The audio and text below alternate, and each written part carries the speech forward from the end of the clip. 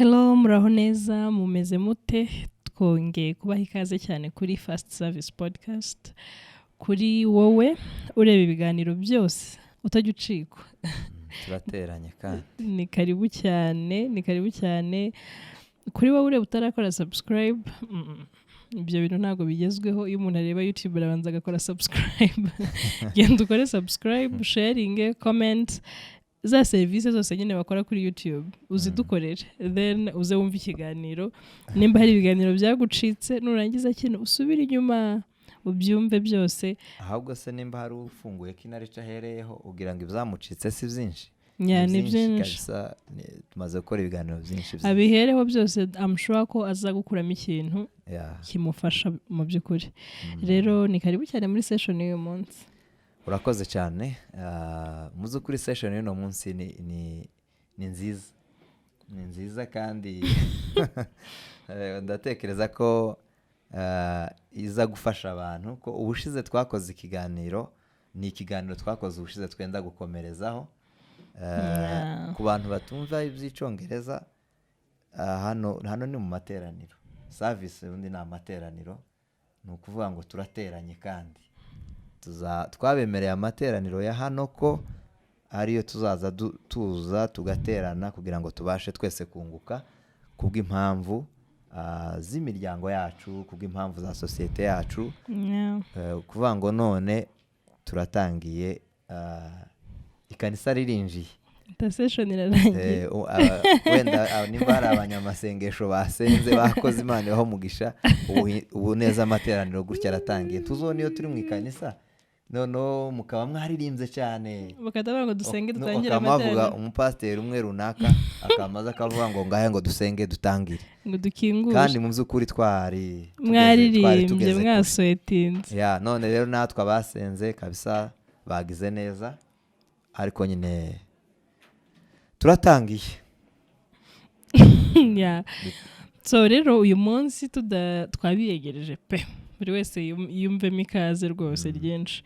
Hari ikiganiro twakoze ubushize ku bushakashatsi bwakozwe ku bakobwa oya bwakozwe si ku bagabora, bwakozwe ku bamama n'abakobwa.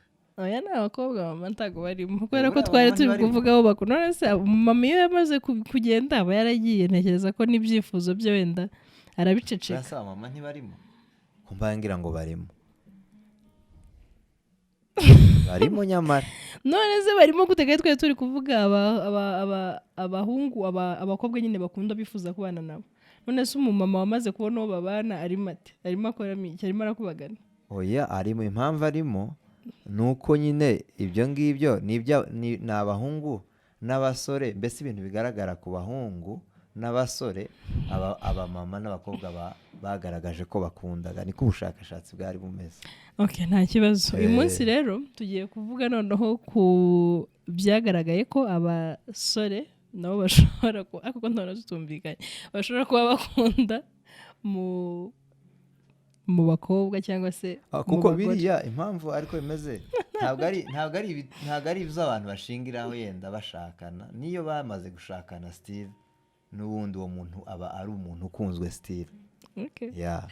Tugiye kureba rero no mu bagore. Ubushize twarebye iby'abagore bareba mu bagabo, ubu tugiye kureba iby'abagabo bareba mu bagore. Mu bushakashatsi twakoze ku bagabo tubabaza abantu bakunda, mbese ubwoko bw'abantu bw'abagore cyangwa abakobwa bakunda mbese. Kandi tubivuga ku kiganiro cyatambutse, twavuze ko dufatira sample ku ba.com, apana abantu ba kera, kuko abantu ba kera twagiye dusanga bifite aho bitandukaniye cyane. Reka rero turebe ibyo bintu. Icya mbere twarebeye hamwe, abagabo baradutumye ngo bakunda. Ahora tugiye kubabeshyera. None se ubushakashatsi. Abagabo ngo bakunda umugore utuje. Titwababeshe, dukunda umugore utuje. Utuje se gute? Dukunda umugore utuje. Donc nituvuga gutuza, ntabwo ari umuntu udashobora kuvuga, ntabwo ari umuntu udashobora kugira movement akora abandi bantu bazima bakora, ahubwo ni wa mugore uvuga bigeze ko avuga, mbese yagiye gukoresha ijambo ariko abantu babyihanganire, ni umugore utarakayayo nyine, uvuga igihe ari ngombwa, akavuga igihe amasaha ageze yo kuvuga, kubera ko dushobora kuba bagira amasaha yo kuvugiraho cyane. Wa mugore nyine ugira uburyo yitwaramo, akavuga igihe biri ngombwa, nyine ntiyumve ko ashobora kuba donc gukurura attention y'abantu akoresheje ururimi, avuga cyane, akora ibintu nyine by'amageste. Abagabo twasanze uwo muntu turamukunda cyane. Uwo mudamu umeze gutya arakunzwe. Woba warashatswe, woba ukiri umukobwa, nzi ko abagabo n'abasore baragukunze kubera iyo karagiteri yawe ufite. Wowe ugira amasaha yo kuvugiraho baragukunze. Si amasaha nyine ni ukuvuga igihe ari ngombwa. So icyo ni icya mbere. Ubwo ni umugore utuje. Umuntu utuje twabifatanya n'umuntu nyine ngo ugire amagambo make, utavuga cyane, kandi ni byiza. Usibye n'abagore n'abagabo, iyo ni karagiteri ikundwa n'abantu benshi. Ni karagiteri ikundwa n'abantu, kuko hari umuntu nyine ubona kabisa ko ari reserve mu kuntu avuga nyine ahantu ibintu biri ngombwa. Kandi ikinyuranyo cya bene uyu ni umuntu uvuga nyine atitangiriye, akavuga. Hari abantu bajya bavuga ngo ururimi ngo ni inyama yigenga, baca nyine utuntu tw'utugani tujanye n'ururimi. Undi murinzi yaravuze ngo ururimi ni akantu gato, ngo ariko ngo amagambo yako ngo arakomeye ngo kurusha. Ndamuzi cyane. Si ngombwa gusa ko muvuga, ariko mwese muramuzi. Urumva ko ni umuntu mbese uzi gukontorora amagambo ye, akavuga mu gihe ari ngombwa, kandi ni karagiteri dukunda. Wa muntu we uyifite, wowe uri muri uno muhana cyangwa mu wundi, abantu baragukunda cyane kubera iyo karagiteri. Okay. Icya kabiri ngaba kumana yanjye, ngo umugore ukunzwe ngo ni umugore uzi kwiyitaho no kwiyegeranya. Kwiyegeranya bisobanuye wowe uyobewe ko kwiyitaho wenda byo turabiyumva. Kwiyegeranya bisobanuye reka ndabivuga byombi, simvuga kimwe nsiki ikindi. Kwiyitaho ndabizi ko bari kubivuga cyane kundusha, ariko reka naje mbivuga. Ni ukuvuga ngo umugore wiyitaho ni wa mugore uzi neza ko agomba gukipinga nyine look yiwe uko yamye, akaba ariko ihora. Iramutse inanahindutse akaba yovyibuha cyangwa akagira ukundi, ariko umugore uzi kwitaho, akambara neza, agakora isuku, haba iwe mu rugo ndetse no kuri we bwite. Urumva uwo nyine izo ngizo nazo bihita bitujana kuri iyo point wari uvuze, kwiyegeranya. Ni umuntu uzi kwiyegeranya, umureba ukabona, uzi ko hari umuntu ushobora kubona mutavuganye ariko wamureba, ndetse benshi bazanabivuga. Hano umuntu arambye ariko ngo uriya mama ngo iyo murebye ngo mbona kabisa ngo agira ibintu uze ni ku murongo, ngo agira gahunda. Ni ukuvuga ngo baba bitegereje uburyo agaragaramo, uburyo yambaramo, uburyo avugamo, uburyo akora ibintu bye byose, bakabibumbira muri ico kintu. Ikinyuranyo cya bene uwo mugore mu kinyamurenge bazamwitaho ni umugore ushandabutse. Kuvuga ngo iwe nta kintu na kimwe azayitaho, ushobora guhura asa nabi, ushobora hari mushiki wacu umwe uherutse gukora ikiganiro avuga ko hari abamama bamwe baza mu rusengero badafite imyitwarire nyine myiza ihuye niyo point twari tuvuze yo kwiyegeranya, bigatuma hari ibyo ushobora kudakora, noneho igihe uri mu rusengero bikaba bishobora kubangamira abandi. Hari mushiki wacu umwe yakoze icyo kiganiro, ntabwo nshaka kuzinjiramo cyane, ariko yaragikoze rwose. So iyo tuvuze rero umudamu umeze muri ubwo buryo, nari nivuze ngo ushandabutse niyo terime y'ikinyamurenge, ariko nyine ni wa muntu ubona waretse ibintu zose ngo bigende ukundi, mu rwego rwo kuba yenda agaragara nyine isuku ntiyayikoze ku mubiri we cyangwa se no mu rugo, nyine ukumva ntabwo aba yabikoze nyine neza. Rero uwo muntu niwe twarimo tuvugaho kuri ni ukuvuga ngo hari ibintu abantu bitiranya, ukaba wenda wahura n'umuntu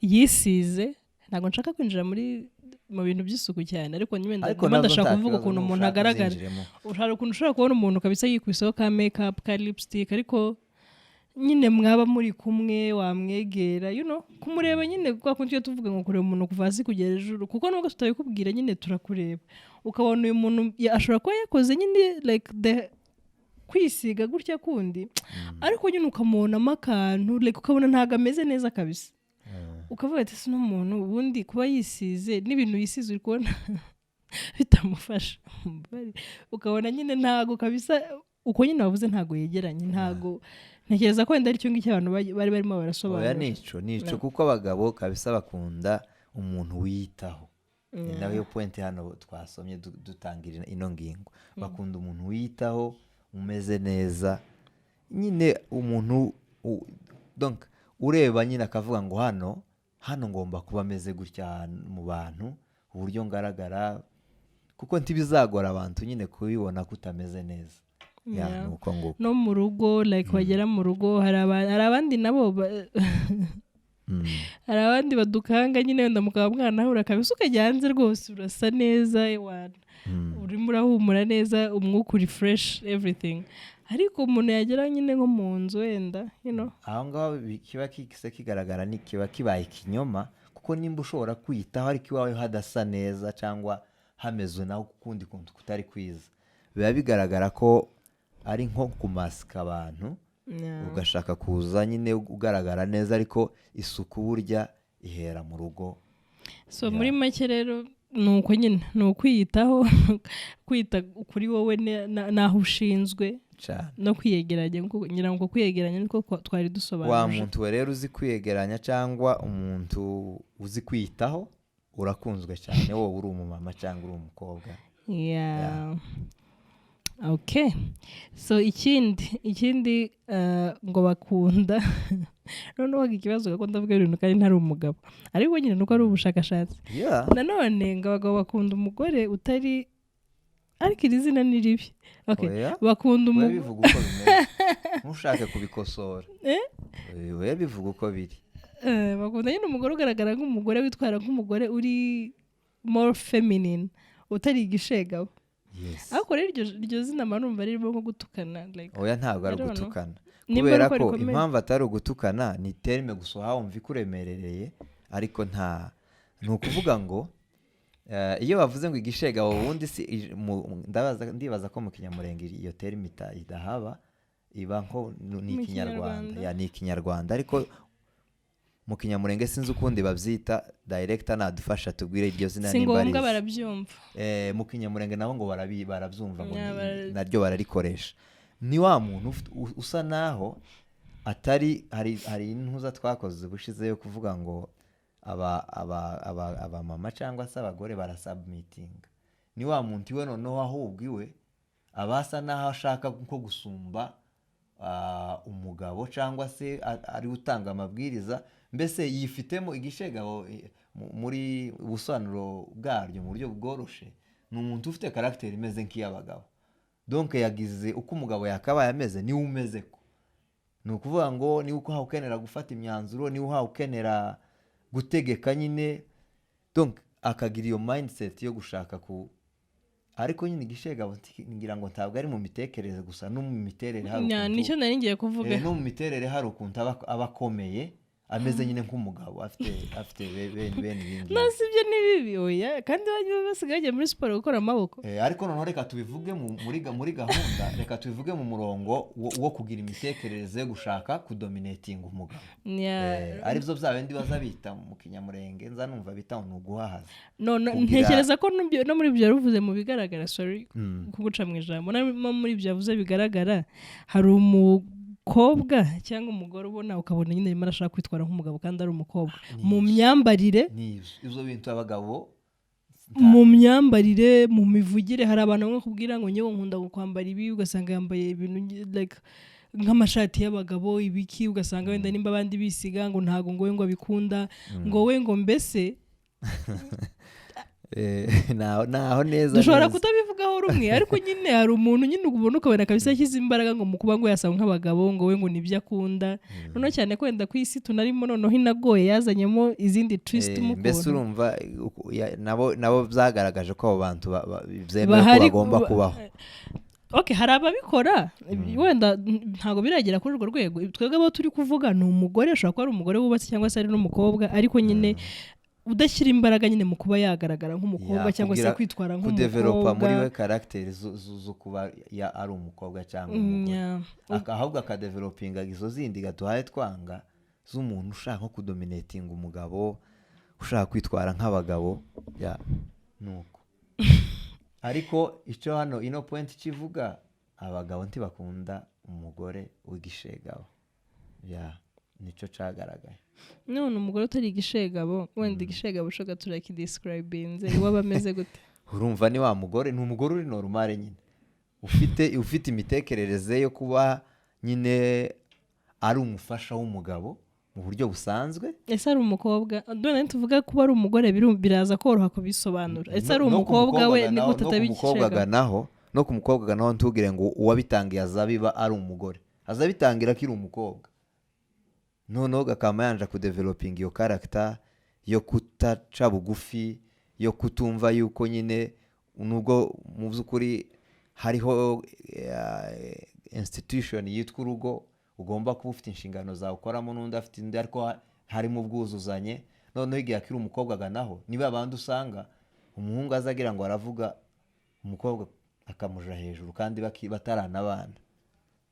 Abangabo akaba ari sinzi niba binari byo bita ngo ingare, ariko ingare ndumva izo byoroshe cyane, ariko n'undi ubugare nibwo buza budevelopinga bukaba byonagera kuri iyo bwagiye nyine bukura, buza ushobora kugera no kuri iyo mindset yo kumva nyine ugomba no kuba ufite iyo karagiteri yindi tugaya ngo y'igishegabo mugani wacu. Okay, sinzi wenda ngiye ukuntu ntekereza igishegabo biri, ntago ndi gushaka nyine wenda kubitekereza muri ino aspect y'urugo ngo kudashaka kuyoborwa. Yego nibyo bishobora kuhaba, ariko ntekereza ko bigaragarira mu tuntu duto, nkuko wenda twari tuvuze imyitwarire, imyambarire, imivugire, abantu muba muri kumwe.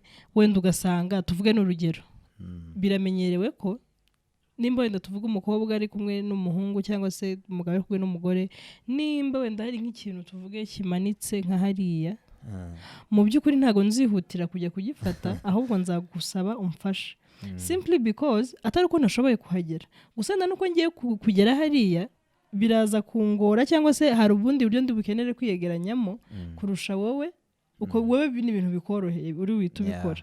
Noneho ugasanga rero ngiye uko nshaka kubitekereza ni wa muntu nyine like I know ko nyine ibyo abagabo bakora n'abagore babikora, ariko ukerekana ko kabisa ntacyo bigutwaye. Nimba ari ahantu nyine basimbutse nawe urahasimbuka, like nta kibazo, you don't care.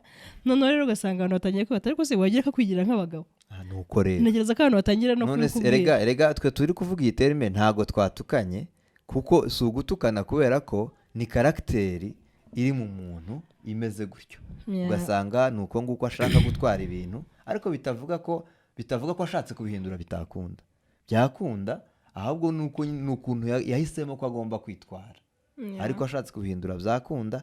Naho tuvuze igishega bene iki cyataye cyo, ubundi navyo binagezweho, umugore agomba kuba akomeye n'umugabo ntacyo bitwaye rwose. Ko turavuga ibyo mu myumvire, naho biri fizike byo, ubonye umukobwa ukomeye cyangwa ukabona umumama ukomeye, sivyo byiza se? Fizike yo twaba tugiye no gutukana, kuko abantu bose ntago bafite imibiri kandi ntago twiremye. Wumva bino rwose ntabitware mu buryo buri fizike. Ntekereza ko impamvu wenda abagabo icyo kintu ari ikintu badakunda, ni kwa kundi wenda dusubiye no mu miterere y'abagabo n'abagore, baba bashaka nyine wa mugore like ufite nyine the feminine energy, your spirit nyine yo kuba ari umugore, umuntu uvuga buke, utwara ibintu bukeya, you know, umuntu ubushize ari ikiganiro twakoze kimwe c'abagabo tukavuga koroha ntitubyumvikaneho, ariko no muri isanse ntekereza ko nyine bakunda abagore boroshye, like yaba mu mitekerereze, yaba mu byo arimo aravuga. Icyo nacyo ndagira ngo niba tukigeraho sinzi. Sawa. So rero ntekereza ko nyine ari uko nguko, kugira ngo nawe abone ko nyine hari need abone ko uri umuntu nyine umukeneye kuba yaza akagira aho akavaringa akaba yagira nyine icyo gufasha mbese ashaka kubona umugore urimo uragaragaza ko cyangwa se umukobwa ugaragaza ko hari ikibanza ciwe gihari kiri vide cy'ahantu azaza agafasha cyangwa se nyine cy'ibintu agomba kugukorera wowe udashoboye kuba wakwigezaho nuko nguko tubashije kuvuga igishegabo cyane. So kutari murasoma ikindi abagabo ngo bakunda mu bagore bakunda ngo umugore ugaragara neza physically ariko kino kintu njye ntabwo turi bucyemeranyeho.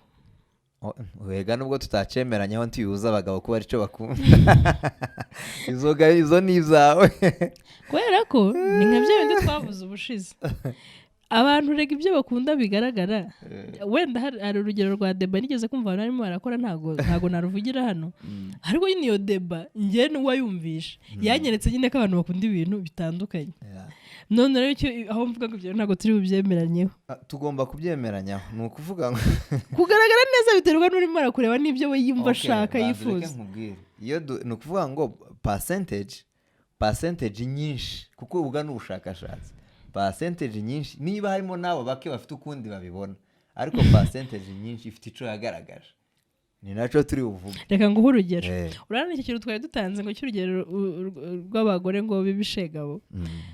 Hari urugero twari tuvuze nubwo twavuze ko nyine atari bidakwiriye ko turujyamo ko abantu bafite imiterere itandukanye. Hari abantu uzasanga bitewe n'ibihugu babamo n'imico yabo bakunda umugore like tuvuge ndano ku maboko nyine kabisa nawe wakoze akantu twavuze ngo physique ntituyijemo physique n'urugero nshaka gutanga niyo ubwo niyo tugiyeho natwe dusigaye tubakunda urumva saba gusa bonyine. Okay abakunda abo bagore nyine bameze gutyo bagaragara uko bagakunda twebwe bya tuvuga ngo impfundiko arantu nyine hari ibihugu bimwe ubu ngubu gazigezweho ahubwo se umuntu utazifite bimeze gute ngaho ndeka mbanze mvuge. Hari abantu nyine twavuga ko bakunda abo bagaragara bafite izo mpfundiko ugasanga hari n'abandi ni impfundiko reko bari impfundo nicyo nyine iyi point yagiye ko kiraza gusohoka. Ugasanga rero hari n'abandi nabo urumva bitewe nyine n'imico yanyu n'ibyo mukonsidaringa ko ari byiza bo rero ugasanga umugabo nabona umugore ufite ukuboko kurimo babyita gute bazita biceps umugore wakoze ukuboko sinzi uko bazita akabona umugore ufite izo ngabati cyangwa se ufite za mpfundiko turi kuvuga this is a no. Icyo mbivugiye ni iki mbivugiye ko impamvu wenda akuvuga ngo umugore ngo uteye neza nyine yego bakunda uwo mugore ugaragara neza mwiza physically bigaragara ariko kandi rero standards z'ubwiza nazo sinzi ko ubu bushakashatsi rero bwakozwe kuri bene wacu gusa kandi bene wacu wenda icyo cyaje gishasha cyo gukora nyine amaguru n'amaboko urumva ivyo ngivyo bije vuba dutangiye kubimenya vuba ariko ico bo bakunda umugore physically ukoze neza byabindi bazabita ngo ingingo ukoze neza kandi nyine uko nguko no kuvuga ngo tuvuze gutyo hari uko abashinwa bakunda hakaba nuko twebwe abanyamurenge dukunda hakaba n'abandi bafite ukundi bakunda. Ubushakashatsi rero ko buragana ku banyamurenge ubwo urumva nituvuga ngo umugore nyine ufizika umeze neza ko mushaka abandi batari abanyamurenge ariko hari icyo bitwaye se ntabwo natwe tuzoguma nyine kwizirika ku bantu bamwe urumva ni byiza no gushaka n'abandi hari uwo twari twabuza gushaka uwo yahisemo se so ni icyo ngicyo nicyo twara turimo tuvuga kandi ibingibi nzabivuga ko nyine wari ushatse kujya impaka kandi ari ubushakashatsi bw'abagabo kuko urabijamo impaka se ni wowe wese uri umugabo. Okay sawa ubwo ngubwo rero abagore bakoze gutyo ariko rero ngereka nkubwire impamvu harimo ndabyemera ni ukuvuga ngo nyine twishingiyeho nyine n'abantu bose tuvuga ururimi like rumwe twumvikana yego pe mu by'ukuri hari izo standard ariko nazo ntago tuzisangiza 100%. Nabyo ntago tubisangiza 100%. So niyo mpamvu rero aba good looking kuba wafata umwanzuro kuvuga ngo uriya muntu ni mwiza cyangwa se ateye neza cyangwa se asa neza nyine like percentage nyinshi kabisa biraturuka ku muntu kubera ibyo arimo arakonsidaringa. Okay, nyine niyo mpamvu twavuze ko hano ikigaragara ntabwo twafata icemezwa na percentage 14 kandi hari icemejwe na percentage 95. Uganiriye n'abagabo 5 b'abanyamurenge kurumva Abanyamurenge si bo gusa banzureke se nkubwira, uganiriye n'abagabo 5 b'abanyamurenge bo kwama bakubwira umuntu bakunda physical uko aba ameze, urumva rero ni kako tubifate gutyo. Kandi tuvuze abanyamurenge bafite ibyo basangiyeho cyane n'abanyarwanda, bafite ibyo basangiyeho cyane n'abarundi, bafite ibyo basangiyeho cyane n'abagande, mbese bino bihugu byacu za hano hafi zo ntekereza ko mindset ni imwe. Wenda ahubwo nitwambuka tukaja nko muri Korea birama bitandukana, muri Korea birama bitandukana, nyine biraza kuba nkaho twavuze ibitari byo, ariko ibino bihugu byacu byo kabisa byo bija gusa. Okay. Bigaragaye rero ko abagabo bemeje ko bakunda abamama cyangwa se abakobwa bameze donc bahagaze neza physically, umuntu ushobora kubona ukabona afite igihagararo ciza ya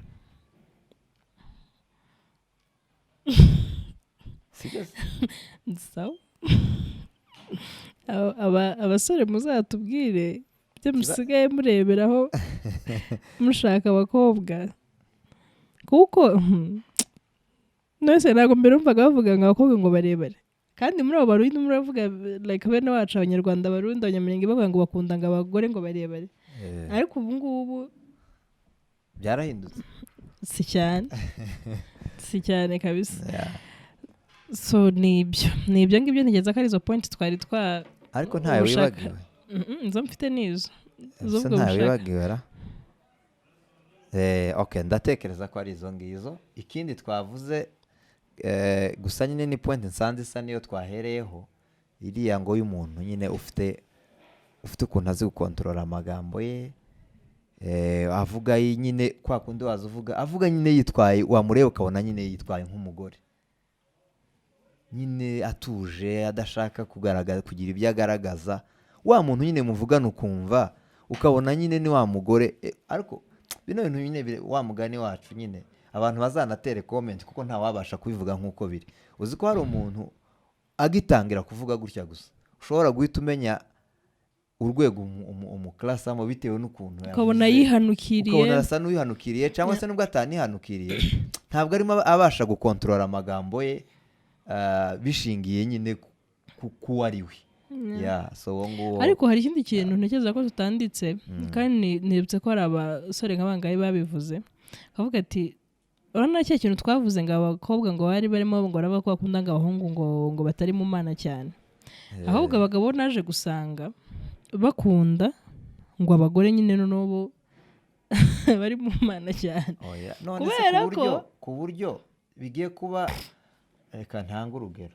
Ubuse twavuze ko n'ubundi kuba mu mana cyane atari ko gukizwa, tuvuga yuko turi kuvuga uko babivuga. Uko babivuga noneho dusanga uwabaye mubi cyane muri kiriya kiganiro ni umuntu wafashe urusengero cyangwa kuba ku ikanisa abigira business, akirengagiza inshingano zo mu rugo, ibyo yari agomba gukora mu rugo akaja nyine gufata igihe kinini yibera kuri church. None se ku bagabo ho hari waba ukunda umugore uja kuba ku rusengero? Ntago ari muri iyo sense, ariko ntekereza ko icyo bavuga ko babikundira, urana hari ukuntu nyine niko biri cyangwa se niko byizerwa ko nyine umugore niwe muntu tuvuga ko abari mu rugo cyane, ari kumwe n'abana, mbese ashugurikira ibintu byaho hafi cyane ugereranyije n'umugabo. So usanga rero ndimo ndabivuga, kandi uwo murenge wanamukubwiye, umusore arambwira ati njya gusenga niki, ariko buriya ushatse umugore nyine we niko ari iryo jambo yakoreshaga gusenga cyane nyine ngo hari ukuntu anacaringa urugo muri ubwo buryo, noneho n'ubundi ya mpano Imana yahaye abagore yo kurera abantu, noneho bakumva ari byiza cyane iyo arimo ararera abo bana n'abantu bose bari mu rugo, ariko noneho akabarera mu nzira noneho yo gusenga, yo kuba akijijwe, ugasanga aratoza abana gusenga, ugasanga aratoza abana kuvuga ijambo ry'Imana, ugasanga nyine n'umugore wa mugore ubwira ati nsaba ndagusengera, ubwo barabikunda. Okay, ndatekereza ko icyo kintu gishobora kuba ari ukuri, ariko nabo babikunda dukuyemo kiriya twavuze. Sinzi ko bishoboka ko haba hari abagabo nyine ashobora gutunga Oya, umugore kiriya cyo ntabwo kiri applied ku bagore kuko nta wabishobora. ashobora gutunga umugore umubwira ngo we ngo aragiye, kurya agiye akamuherukaho akazongera kumubona nyuma y'amezi 3 ngo yari yaragiye mu ivugabutumwa. Kandi atari uko ntabwo twanze ivugabutumwa, kuko Imana irashobora no kugutuma, ariko ibwira ukuntu bikorwa. Mu by'ukuri ntabwo wamara amezi 3 utarajyanye, uri umugore ufite abana ugomba kwitaho. Urumva, niba uri umumisiyoneri, abamisiyoneri hari umuco wabo nkunda. Iyo Imana ibatumye ahantu azajana n'urugo rwose, akajana n'abana n'umugore. Abana nimba bari basanzwe bigira muri Amerika, bikaba ngombwa ko baza kwigira muri Kenya cyangwa muri Uganda, bitewe n'aho Imana yabohereje gukora ivugabutumwa. Ariko ibyo genda bya hato na hato ngo uramara amezi 3 mu Bugande wari ufite abana urera ndetse bakiri n'abatoya cyane, ntekeza ko nta mugabo wagikunda. Ariko kino cyo gukunda umugore usenga, uzabasha gutoza abana gusenga, akekwipinga abana muri bene urwo ruhande, nge ndumva rwose ari byiza. Abagabo barabikunda rwose. Okay. So ntacyo, reka duhinira aho ngaho. Ibyo I feel ndikumva abagore ubushakashatsi bwadu mushobora kuba mukundira abagore ibintu bito, kuko ibintu mwavuze ntago hari ibyo ngo atemeye, ariko bafite more to offer ugereranyije wenda n'ibyavuze. Muzazandike muri comment. So mutange ibitekerezo, muvuge abasore, muvuge ubwoko n'abatarashaka, uvuge wifuza kubona umugore umeze ute, muziye karakteri. Mu byo twavuze nibihe wowe wumva wenda bidafite icyo bigutwaye, nibihe wumva kabisa ari nono kabisa, nyine ari ikintu kidashoboka n'idashobora no kwihanganira na gato. Musangize ibiganiro, mu subscribing, mu sharing. Naho ubutaha. Naha niho dusoreje amateraniro yacu. Twari duteranye, twavuze ko hari abadusengeye, none amateraniro arashize, ariko tuzi ko azakugirira akamaro nuyakurikira neza. Kandi tugukangurira no kuzakomeza gukurikirana n'ibindi biganiro byacu biri imbere, kandi tuzi ko bizagufasha. Naho ubutaha rwose.